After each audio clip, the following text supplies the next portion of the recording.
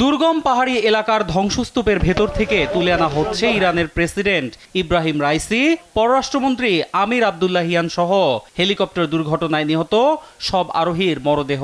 আর এর মধ্য দিয়ে সমাপ্তি ঘোষণা করা হয় রুদ্ধশ্বাস এক অভিযানের। পৃথিবী সাক্ষী হয় ইতিহাসের অন্যতম এক ট্র্যাজেডির।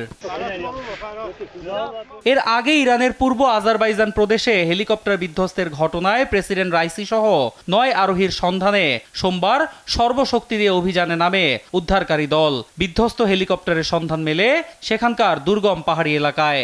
রেড ক্রিসেন্টের ধারণকৃত ছবিতে দেখা যায় পুড়ে ছাই হয়ে গেছে দুর্ঘটনা কবলিত হেলিকপ্টারটি, ছড়িয়ে ছিটিয়ে আছে ধ্বংসস্তূপ। এদিকে রাইসির মৃত্যুতে রাজনৈতিক সংকট এড়াতে এরই মধ্যে অন্তর্বর্তীকালীন প্রেসিডেন্ট হিসেবে নিয়োগ দেওয়া হয়েছে বর্তমান ভাইস প্রেসিডেন্ট মোহাম্মদ মোকবারকে। আর ভারপ্রাপ্ত পররাষ্ট্রমন্ত্রীর দায়িত্ব পেয়েছেন আলী বাঘেরি কানি। সেই সঙ্গে আগামী 50 দিনের মধ্যে জাতীয় নির্বাচন আয়োজনের ঘোষণাও দেন দেশটির সর্বোচ্চ ধর্মীয় নেতা আয়াতুল্লাহ আলী খামেনি। এদিকে ভারপ্রাপ্ত প্রেসিডেন্টের দায়িত্ব নিয়েই মন্ত্রিসভার সদস্যদের নিয়ে জরুরি বৈঠক করেছেন মোহাম্মদ মোকবার।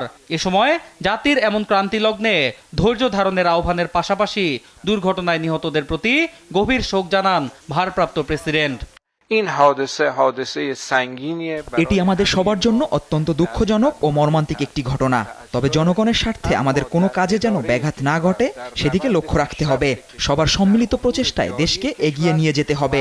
মর্মান্তিক এই ঘটনা যাতে সরকার পরিচালনায় আমাদেরকে প্রভাবিত করতে না পারে তা নিশ্চিত করতে হবে।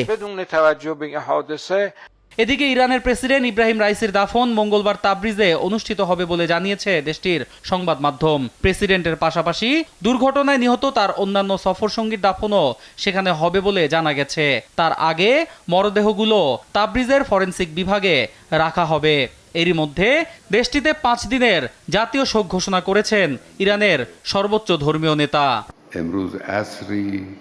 এর আগে রোববার ইরানের পূর্ব আজারবাইজান প্রদেশের জোলফা এলাকার কাছে দুর্ঘটনাটি ঘটে। সেখানে একটি বাঁধ উদ্বোধন করতে যান ইরানের প্রেসিডেন্ট ইব্রাহিম রাইসি সহ আরো বেশ কয়েকজন শীর্ষ নেতা। সেখান থেকেই হেলিকপ্টার যোগে তাবরিজে ফেরার পথে জোলাফ এলাকার কাছে প্রেসিডেন্টকে বহনকারী হেলিকপ্টারটি বিধ্বস্ত হয়। অন্যয় কর্মকার, নিউজ ডেস্ক, দেশ টিভি।